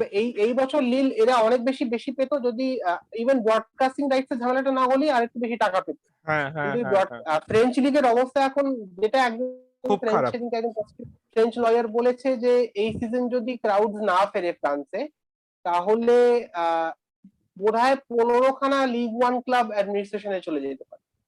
তো ফ্রেঞ্চ লিগের ফাইন্যান্সিয়াল সিচুয়েশন বেশ precarious, they are being forced to sell basically. এখন মানে প্রিমিয়ার লিগ ক্লাবরাও ওয়েট করছে নেক্সট মান্থে আমি দেখবো ফ্রান্স থেকে আরো প্লেয়ার বেরোবে ফর ভেরি মানে ওরকম middling fees, not huge fees, because they will be forced to sell. ঠিক আছে, আমরা পরের ট্রান্সফার স্টোরিটাতে আসি। পরের ট্রান্সফার স্টোরিটা নিয়ে আমি বলবো, এর আগে আমরা মিলানের দোনারুমা, যাকে রিতম বলছিল পিএসজি দোনারুমা হয়ে গেছে, তার পেছনের শক্তিটা বার করে নিয়ে এসেছিলাম। এখন আমি বলবো হচ্ছে মিলানের কোনোদিন ছিল না হাকান চালানোগ্লু, সে কি করে এখন ইন্টার মিলানের হাকান চালানোগ্লু হয়ে যায়। তো মিলানেই হাকান আছে। চালানোগ্লুকে যখন কেনা হয়েছিল, সেটা সেই বছরই কেনা, যে বছর মিলানের ওনারশিপ চেঞ্জ হয়, ম্যাসিমো মিরাবেলি এসে যখন ডনারুমাকে 6 মিলিয়ন ওয়েজ দেয়, সেই বছরই 23 মিলিয়নে বায়ার লেভারকুসেন থেকে হাকান চালানোগ্লুকে নিয়ে আসা হয়। হাকান চালানোগ্লুর তখন বলা হয়েছিল যে ফ্রিকিক উইজার্ড, এবং যেখান থেকে যখন তখন ফ্রিকিক নিয়ে গোল করে ফেলে, এবং লং শটে বিশাল বড় উইজার্ড, এবং আমাদের এই মানে মানে ক্রিয়েটিভ মিডফিল্ডারদের মধ্যে ইউরোপে ওয়ান অফ দ্য বেস্ট।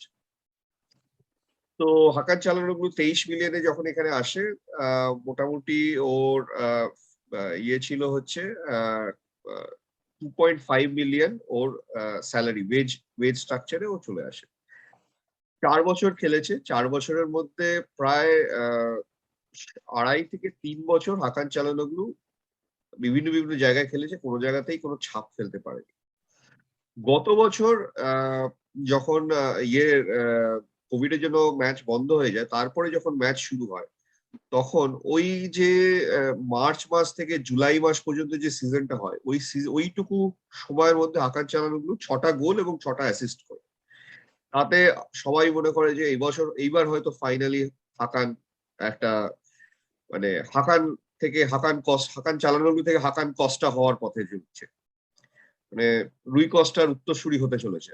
ঠিক আছে, যাই হোক, তারপরে দেখা যায় যে যখন আবার সিজন শুরু হলো, তখন হাকান ইনিশিয়ালি বেশ কিছু গোল করেছিল, তারপরে আবার সেই ডিসেম্বর মাস থেকে কিন্তু তার একদম আবার মানে একটা এমন অবস্থা দাঁড়ায় যে তাকে না খেলিয়ে বা তার সঙ্গে তাকে একটা অন্য জায়গায় খেলিয়ে, ইনিশিয়ালি ওকে 10 নম্বর জায়গায় মানে ট্রেকওয়ার্টিস্টার পজিশনে খেলানো হচ্ছিল, তারপরে ওকে ওখান থেকে সরিয়ে লেফট উইং এ খেলানো হওয়া শুরু হলো, এবং ওই সেকেন্ড স্ট্রাইকারটাতে ব্রাহিম দিয়াজকে মিলান খেলাতে শুরু করে, এবং এর ফলেই কিন্তু মিলান 10 বছর পরে জুভেন্টাসে গিয়ে জুভেন্টাসকে হারায়, এবং আহ, শেষবার যে অ্যাটালান্টার কাছে অ্যাটালান্টায় গিয়ে 5 গোল খেয়েছিল, সেই অ্যাটালান্টাকে অ্যাটালান্টাতে গিয়ে 2-0 হারায়।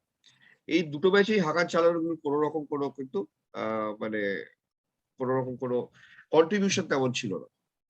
তো মিলান হাকানকে 4 মিলিয়ন অফার করে। গত বছর থেকেই কন্ট্রাক্ট নেগোসিয়েশন চলছে। মালদিনি ওকে 4 মিলিয়ন অফার করে। হাকান সেটাকে বলে না, আমার 6 মিলিয়ন লাখ। কেননা এই সেই সময় 6 মিলিয়ন নিয়ে দনারুমা ছিল হচ্ছে সব থেকে হাইয়েস্ট পেড। তো ও বলেছে আমার 6 মিলিয়ন ছাড়া আমি কিছু মানে আমি আমি সই করবো না। মিলান 4 মিলিয়নে থাকে। এই সময় যে হাকানের যে এজেন্ট, সেই ভদ্রলোক হাকানকে পৃথিবীর সমস্ত ক্লাবেই মোটামুটি তার বায়োডাটা পাঠাতে থাকে। অফার ম্যান করে, ইউনাইটেড ইউনাইটেডকে অফার করা হয়েছে। হ্যাঁ, ইউনাইটেডকে অফার করা হয় যে তোমরা ফ্রিতে হাকানকে নাও, মে মাসে শেষ হয়ে যাচ্ছে, তোমরা ফ্রিতে নিয়ে নাও। জুভেন্টাসকে অফার করা হয়, রিয়াল ম্যাড্রিডকে অফার করা হয়, বুন্দেসলিগাতে অফার করা হয়। আলটিমেটলি দেখা যায় যে কেউই হাকানের ওপরে ফ্রিতেও বাজি রাখতে পারছে না। হাকান যখন কিন্তু মিলান কিন্তু শেষ মুহূর্ত পর্যন্ত মালদিনি বলে যে ঠিক আছে, আমার কাছে তোমার 4 মিলিয়নের জায়গায় আমি তোমাকে একটা 4.5 করে দেবো। মিলান মে মাসে লাস্ট অফার করে 4.5 মিলিয়ন অ্যাজ আ ওয়েজ, সেটা 2.5 থেকে 4.5। তো হাকান বলে ঠিক আছে, আমি ইউরোর পরে এসে তোমাদের সাথে কথা বলবো। এবং ইউরোতে ও যাচ্ছিল যখন, তখন এটাও বলে যে ইউরোতে পরে যদি আমি যদি ওখানে যেরকম খেলবো, তারপরে নিশ্চয়ই আমাকে একটা ভালো দল আর কি অফার যদি করে, তখন সেটা দেখা যায়। এরকম এরকম কিছু ইন্টারভিউ আসে। এরপর ইউরো শুরু হওয়ার সাথে সাথে ক্রিশ্চিয়ান এরিকসনের একটা মর্মান্তিক ঘটনা ঘটে।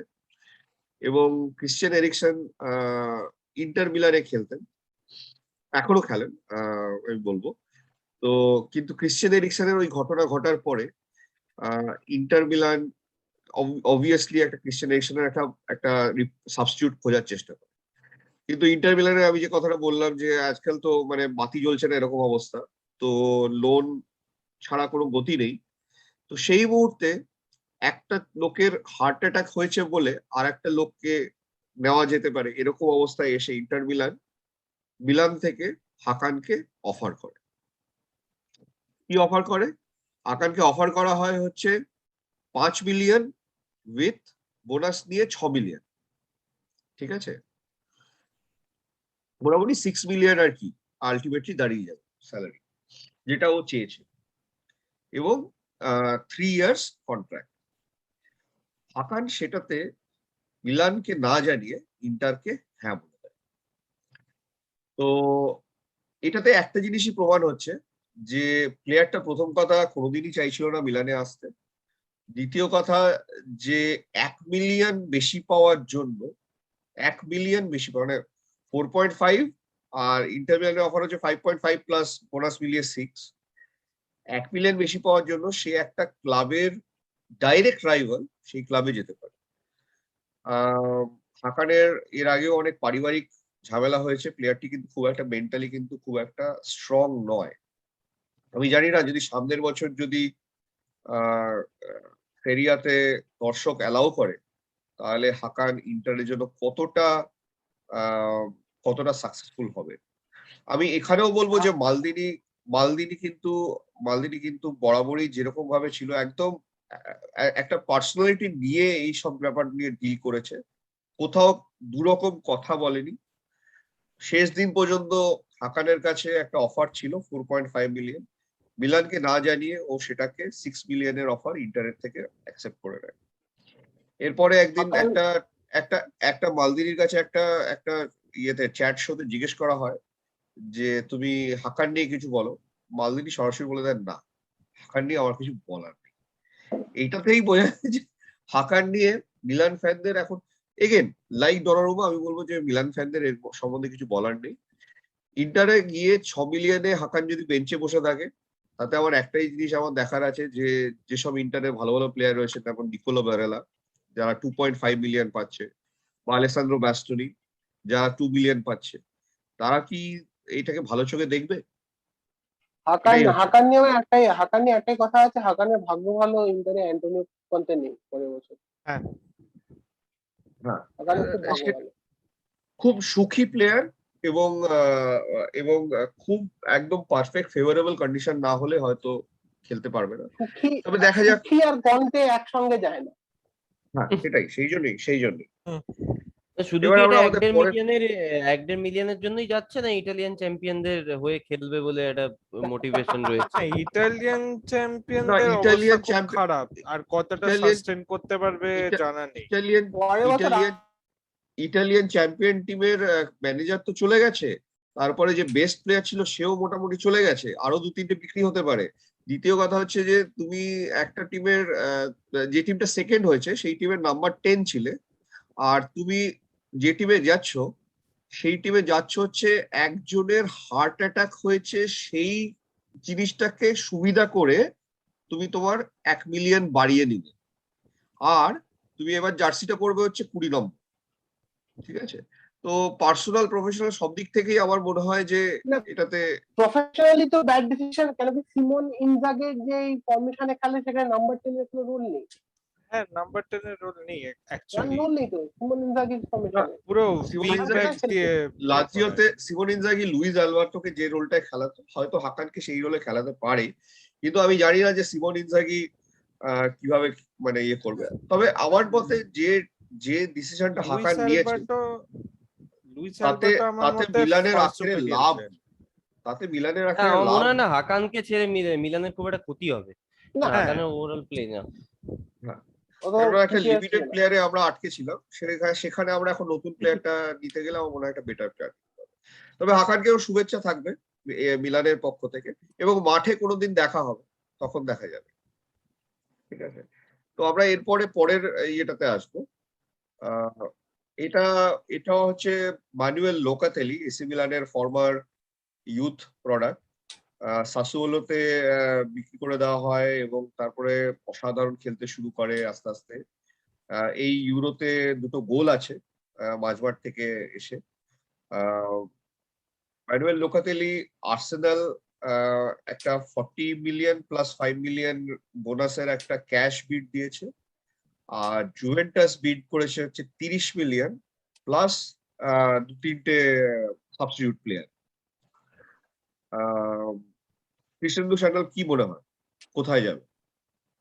লোকালি বলেছে জুভেন্টাস জিতে। জুভেন্টাস নয়তো সাসুওলোতেই থেকে যাবে, বাট আসলে আর্সেনালে সাসুওলোতে যাবে না। থাকবে না। আমি লোকাটেলি হচ্ছে আমার, হ্যাঁ আমি লোকাটেলি আমার কাছে অপশন হচ্ছে একটা চ্যাম্পিয়ন্স লিগ ক্লাব জুভেন্টাস, তো মোস্ট প্রবাবলি পরের বছর আবার সেরিয়ার জন্য লড়বে। আর ওইদিকে Arsenal Europa conference league club, যে পরের বছর আবার প্রিমিয়ার লিগ টপ করে ঢুকছে না, না। আর্সেনাল টপ 8 এ শেষ 7 এ শেষ করেছে আমার মনে হয় না, টপ আগের বছর 9, আগের বছর হ্যাঁ। না, হ্যাঁ sorry, Arsenal Arsenal Europa Europa conference নিয়ে লিগ ক্লাব না, কনফারেন্স কিছুতেই লিগ নেই। ক্লাব না, টটেনহাম কনফারেন্স লিগ ক্লাব। কোনো ইউরোপিয়ান ফুটবল নেই এই সিজনে। লাস্ট ইউরোপিয়ান ফুটবল নেই। 6 বছর আর্সেনাল চ্যাম্পিয়ন্স লিগ ফুটবল খেলেনি, সেই ক্লাবে হঠাৎ করে কি প্রমিসে আমি যাব আমি জানি না। তো লোকালি মোরালেস জুভেন্টাস ব্যাপারটা একটা জায়গাতে দূর আটকে হবে যাচ্ছে যে কিছুদিন। সাসুওলো ফাইনালি রাজি হবে কিনা, ওইখানে গিয়ে দাঁড়িয়ে, কারণ সাসুওলোকে ক্যাশ দিচ্ছে। এবার সাসুওলো নিজেও জানে যে লোকাটালির মতন লোকাটালির লেভেলের প্লেয়ার ওরা রিটার্ন করতে পারবে না, তো এই ডিলটা হলেও 31 আগস্ট দিয়ে হলেও হবে, ওই জুভেন্টাসেই যাবে। আমার মনে হয় ফাইনালি একটা জুভেন্টাসের, যেহেতু এখন সবারই ক্যাশ ক্রাঞ্চ আছে, একটা loan plus obligation to buy থাকবে, যেটা নেক্সট পিএসজি ইয়ার হাত 40 মিলিয়ন মারতে পারে হয়তো, পিএসজি হ্যাঁ হাত পিএসজি মারতে একটা মিডফিল্ডের দরকার, পিএসজি হাত মারতে পারে, কিন্তু আমার মনে হয় ফাইনালি লোকালি। আর হ্যাঁ, আমি আমারও ইটালিয়ান খুব কম ইটালিয়ান প্লেয়ারকেই চিনি যারা সেরিয়া ছেড়ে বাইরে বাইরে ক্লাবে যায়। বাইরে মুভ করে অ্যাকচুয়ালি, সিরিয়া ওই জুভেন্টাস, ছেড়ে এসি যায়। মিলান, ইন্টারে এরা সব, তো আমার মনে আমারও হয় সেটাই মনে হয়। ফাইনালি জুভেন্টাসই যাবে। মানে মানে মিলান এই জায়গাটা ইয়ে খাটাবে না, তবে এই মুহূর্তে 40 মিলিয়নের প্লেয়ার কেনার ক্ষমতা ইটালিতে প্রায় কারোরই নেই। কারণই নেই। জুভেন্টাস যদি একে কিনতেও হয়, আমার মনে হয় 30 মিলিয়ন যেটা ওরা যেটা করবে সেটা হচ্ছে গত বছর কিয়েসার সাথে যেটা করেছিল, একটা পেড লোন করবে, 2 বছরের পেড লোন, সেটা প্রথমবার হ্যাঁ। হয়তো দেবে 10, তারপরে তারপরে লোন শেষ এটা আউট হলে করে হয়তো দেবে এটা। লোন হুম। শেষ হলে হয়তো দেবে আরো বাকি 30, আর সঙ্গে 2টো হ্যাঁ। প্লেয়ার হয়তো দিয়ে দেবে। আমারও সেরকমই তো হয়তো লোন প্লাস অপশন তো পাই মতন হবে। আমার লোকাটালি আমি ইটালি ছাড়তে দেখছি না লোকাটালি কোনো মতে। আমিও দেখছি না, মানে আর ছাড়লেও আর্সেনাল না, ছাড়লেও আর্সেনাল না, দের আর ফার বেটার ক্লাব। এতক্ষণ পর্যন্ত আমরা সব মানে এটাতে ট্রান্সফার্স খুব করি। খারাপ, আর্সেনালের পজিশন এই ক্ষেত্রে কিন্তু খুব খারাপ, মানে সাসুওলো ছেড়ে একটা প্লেয়ার আর্সেনাল যেতে চাইছে, তাও না, তারপরে শুধু জুভেন্টাস, সাসুওলো না ছেড়ে না সাসুওলো জুভেন্টাস ছেড়ে জুভেন্টাসের জায়গা যেখানে আছে না, জুভেন্টাসের হ্যাঁ আর ওর জুভেন্টাসের পার্সোনাল ইন্টারেস্ট অলরেডি অলরেডি ইয়ে করে নিয়েছে, মানে বলেছে যে জুভেন্টাস যদি না 1 হয় ও সাসুওলোতে থেকে যাবে, কিন্তু আর্সেনাল যাবে না। হ্যাঁ ঠিক, হ্যাঁ মানে 1.5 মিলিয়ন সাসুলোতেও স্যালারি, ও জুভেন্টাসে সেটা 3 মিলিয়ন করে দিয়েছে। আর্সেনাল হয়তো ওকে 5 মিলিয়ন দেবে, কিন্তু ও সেটা চাই। আচ্ছা, আমরা অনেকগুলো ট্রান্সফার নিয়ে কথা বলেছি, এবার একটা নন ট্রান্সফার নিয়ে কথা বলবো। আমাদের যেটা ফাইনাল ইয়ে, সেটা হ্যাঁ, হচ্ছে একটা ভালো ফি ট্রান্সফারে একটা প্লেয়ার অ্যাভেলেবেল আছে, হ্যাঁ ভালো একটা হ্যাঁ, প্লেয়ার মানে শুনেছি। Great ever free agent, greatest ever free agent. July মাসে মানে মানে দেববর্মা জুলাই কি মাসে মনে হচ্ছে এ কি মোটামুটি প্রুভেন ট্যালেন্ট ফ্রি এজেন্ট হিসেবে? কেউ কি আমার মনে হয় অগস্টে 31 তারিখ গিয়ে ডিলটা সই হবে, বার্সেলোনা 2 মাসের ওয়েজটা বাঁচিয়ে নেবে। হ্যাঁ, সুবিধের ব্যাপার। মানে 50% পে কাট নেওয়ার পরেও এখনো পর্যন্ত জুলাইয়ের মিডিল চলে আসলো, কিন্তু এখনো পর্যন্ত সাইন হয়নি। আমি খালি একটাই জিনিস ভাবতে পারছি না, যে লিওনার্ডো এইগুলোকে কেন এখনো ছোকচক করছে না, কারণ লিওনার্ডো সামনের বছর তো এমবাপে হয়তো বেরিয়ে যাচ্ছে, তো এখনো লিওনার্ডো এর পেছনে কেন নেই, আমি সেটাই বুঝতে পারছি না। আমার না আগের সিজনের মতো সিচুয়েশন এবারও ক্রিয়েট হতে পারতো, কিন্তু সেটা হয়নি। সেটা হয়তো মানে মেসির জন্যই। আর আহ, প্রেসিডেন্ট, বার্সেলোনার নিউ হ্যাঁ, প্রেসিডেন্ট। exactly লাপোর্তা সেটাই। মানে অনেকটা ইনফ্লুয়েন্স। হ্যাঁ, মেসি লাপোর্তাকে যথেষ্ট ট্রাস্ট করে, যেটা আগের বছর বার্তোমেউর সাথে যে সিচুয়েশন হয়েছিল। এতদিন বার্থেমিউ থাকলে তো চলে যেত, মানে মেসি চলে যেত, ও আর বার্সেলোনা থাকতোই না, মেসি হ্যাঁ, এবার তো মানে বেরিয়ে যেত। এখন অলরেডি ফ্রি কিন্তু এজেন্ট হয়ে গেল, 1 মাস হয়ে গেল, কিন্তু কোনো ক্লাবের সাথে এখনো কোনো মানে কোনো রকম কোনো কন্ট্যাক্ট নেই যে এই ক্লাব কোনো চাইছে বা কিছু, কোনো এজেন্টের সাথেও কোনো কথা হয়েছে সেরকমও কিছু আসেনি। কিছু কি বলছিলেন? হ্যাঁ, কিন্তু বার্সেলোনার একটা প্রবলেম হলো এখনো গ্রিজমান যতদিন সরছে না, হ্যাঁ, ওরা বার্সেলোনার রেজিস্টার করতে পারছে। বার্সেলোনার বোধহয় 200 মিলিয়ন ইউরোর ওয়েজ কমাতে হবে টু রেজিস্টার নিউ প্লেয়ার। তো এই যে মেমফিস ডিপাই, সার্জিও আগুয়েরো, এদের কিনে রেখে বসে আছে Barcelona, they have not registered them, এরা এখনো অন হোল্ড এই ডিল গুলো। আর মেসির 50% কাটের পরেও ওয়েজ স্ট্রাকচারে আরেকটু কাট দরকার পড়বে, আমার মনে হয় আরেকটু হ্যাঁ, কাট হ্যাঁ, দরকার পড়বে। কুটিনো, Actually, রবার্টো এদেরকেও হ্যাঁ, বের করতে হবে। মানে যদি যদি ডেম্বেলের ইনজুরিটা না হতো ইউরোতে, তাহলে ডেম্বেলের একটা শুটার হয়তো বার্সেলোনা তখন মানে ডেম্বেলে, কুটিনহো, খুঁজছিল। এই দুখানা প্লেয়ারকে বার করলেই মেসি এটা ঢুকে যায়, কিন্তু প্রবলেমটা হলো যে ডেম্বেলে, কুটিনহো দুজনেই মোস্ট প্রবাবলি কোনো বায়ার নেই, এই দুখানা কোনো প্লেয়ারের কোনো বায়ার নেই। বায়ার নেই হ্যাঁ, মার্কেটে। আবার নেই। বার্সেলোনা এরকম বেশ কিছু মানে লংলের কোনো বায়ার নেই, প্লেয়ার গুলোকে এই জায়গায় নিয়ে আর এসেছে যে যাদের কোনো আর যাদের বায়ার থাকে। বায়ার আছে তাদের বার্সেলোনা দেখতে চায় না, ডে জং, পেড্রি, হ্যাঁ, তারপরে আমাদের আনসু ফাটি, এদের অনেক বায়ার আছে, কিন্তু বার্সেলোনা এদের দেখতে চায় না। তো একটু আমার মনে হয় আমি ডে জং, পেড্রি, আনসু ফাটি, ইলায়াস মোরেবা, এদের মধ্যে একটা প্লেয়ার ছাড়বে, একটা প্লেয়ারকে ছাড়তে হবে, ডে জং, সেটা পেড্রির মধ্যে একটা সেটা প্লেয়ারকে ছাড়তে হবে। সেটা প্রবাবলি ইলাক্স মোরিবা হবে, কারণ এখনো প্রিসিজন জয়েন করেনি। ওর হ্যাঁ, একটা ও নিজে ও যথেষ্ট টিনেজার হিসেবে যথেষ্ট ভালো কন্ট্রাক্টে রয়েছে, কিন্তু তারপরেও একটা হাইক চাইছে। তো লাপোর্তা নিজের পজিশনে ফার্ম রয়েছে, ও তার বেশি অফার করবে না। তো সেটা দেখা যাক, হয়তো ইলাক্স মোরিবা কেই ছাড়। ঠিক ঠিক আমাদের ট্রান্সফার সিজনের কিছু আমরা এখানে উল্লেখযোগ্য ট্রান্সফার গুলোকে তুলে দিলাম। আসছে কয়েক সপ্তাহ আমরা ফোকাস করব হচ্ছে কিছু স্পেসিফিক ক্লাবের ওপরে, তাদের কিরকম প্ল্যানিং চলছে, তাদের কিরকম ভাবে তারা তৈরি হচ্ছে, তারা কাকে কাকে আনার চেষ্টা করছে, মূলত সেই ক্লাব বেসড যে যে যে ট্রান্সফার গুলো সেইগুলো নিয়ে আমরা আলোচনা করব। সেগুলোর দিকে আপনারা নজর রাখবেন, হয়তো আপনার পছন্দের ক্লাবকেও আমরা এখানে কভার করব, এক এক করে আমরা সেরিয়া, বুন্দেসলিগা, ইপিএল এবং লা লিগার সবকটা ক্লাবকেই, মানে বড় বড় ক্লাবগুলোকে আমরা এখানে কভার করব। এছাড়াও আমরা নিয়ে আসবো ইপিএল, সেরিয়া, লা লিগা এবং বুন্দেসলিগার একটা প্রিভিউ শো, যেটা আমাদের আগস্টের প্রথম দিকে করব। এবং তারপরে ম্যাচ শুরু হচ্ছে হয়তো আগস্টের 14 তারিখ, 13-14 তারিখ থেকে, তারপর থেকে আমরা কিন্তু আগস্টের ওই প্রত্যেকটা যে ম্যাচ উইকেন্ড যেগুলো হবে সেই উইকেন্ড গুলোর কিন্তু আমরা এক এক করে আপনাদের কাছে নিয়ে আসবো। আজকের মতো এখানেই শেষ করছি, তবে যাওয়ার আগে আরেকবার রিমাইন্ড করে দিই যে নিচের বেল আইকনটাকে টিপে আপনি সাবস্ক্রাইব করবেন, রিমাইন্ড করবেন এবং আমাদের ভিডিও যত পারেন শেয়ার করবেন এবং লাইক করবেন। আমার ধন্যবাদ। একটা কথা বলা, দেখছিলাম 56% লোক যারা ভিডিও দেখছেন তারা সাবস্ক্রাইব করছে না। আমাদের সাবস্ক্রাইব বাটনটা টিপতে কি প্রবলেম হচ্ছে আমি বুঝতে পারছি না। দয়া করে সাবস্ক্রাইব করে দিন, ভিডিওটা লাইক করে দিন। আমাদের আরো কন্টেন্ট নেক্সট 1-1.5 মাসে আসবে, আর ফুটবল সিজন শুরু হচ্ছে, তো কন্টেন্টের কোনো অভাব হবে না। You will enjoy the content that will produce for the last এটা অনেকের ধারণা আছে যে সাবস্ক্রাইব করতে হয়তো টাকা লাগে, কিন্তু সাবস্ক্রাইব করতে টাকা লাগে না। টাকা লাগে না, ফ্রি অফ কস্ট। আমরা ফ্রি অফ কস্ট আপনাদের কাছে উইকলি বেসিসে নতুন নতুন আলাদা ধরনের কন্টেন্ট নিয়ে আসবো, আপনাদেরকে এনগেজ রাখবো। আর আশা করছি আমাদের কন্টেন্ট ভালো লাগতে থাকবে। দেখতে থাকুন, লাইক করুন, শেয়ার করুন, সাবস্ক্রাইব করুন।